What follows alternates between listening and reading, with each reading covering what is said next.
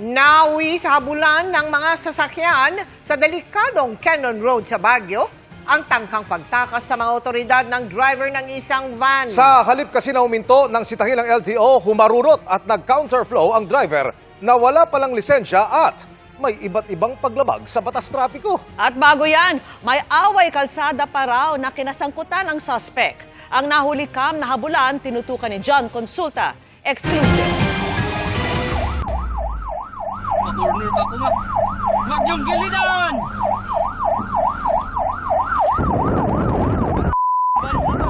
Mistulang eksena sa pelikula ang habulan na ito sa pagitan ng mga tauhan ng LTO at isang pribadong van sa may bahagi ng Cannon Road kahapon.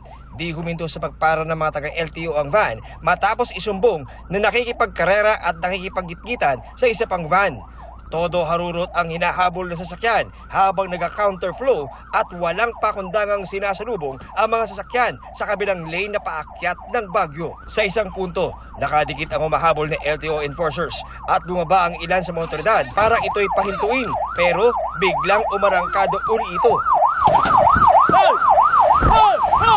May concerned motorcycle rider ang nagsumbong na may dalawang nag-aaway na driver na parang road rage. So, huminto yung mama and then itinuro niya, yan sir, yung isa. Kaya minabuti ng mga law enforcer natin na parahin. At yung unang ban na yun ay pumara naman, tumabi sa daan. Sabi niya, yun po yung nambubuli sa amin, kinat po kami.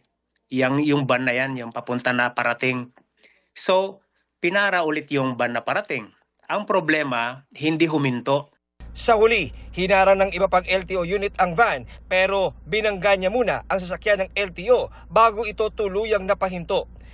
Pero laking gulat ng mga LTO enforcers nang madiskubre na may sakay palang 8 pasahero ang van. Ang isa, menor de edad pa. Pasensya na po talaga kayo, sir. Diniritso mo pa eh. Natakot na po talaga ako, sir. Tapos tingnan mo yung ginawa mo, lahat ng pataas, sinalubong License mo. ko po kasi, sir. Kaya nga, pwede ka makipag-usap. Ilan yung sakay mo? May bata pa. Napag-alaman ng LTO na ang driver ng ikalawang van wala palang dalang lisensya at may record na ng patong-patong na violation. Nahuli na siya noong 2024 pero sa kadahilanan na nagkolorum siya. Same violation din na ginawa niya ngayon. Talagang abusado yung driver, pasaway dinidisregard niya yung mga enforcers natin. Marami siyang pwedeng ma-aksidente, madamay.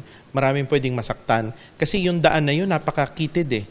Ngayong araw, in-inquest na sa reklamong resistance at disobedience to a person in authority ang driver. Ang recommendation ko ay revoke na yung license. Kasi may mga natamaan siya, including yung sasakyan namin. Kakasuhan din namin siya ng reckless imprudence, damage to property. Bukod dyan, kasi nagmamaneho siya o nagbabiyahe siya ng van na illegal o colorum, in-impound namin kaagad yung kanyang van na ginagamit.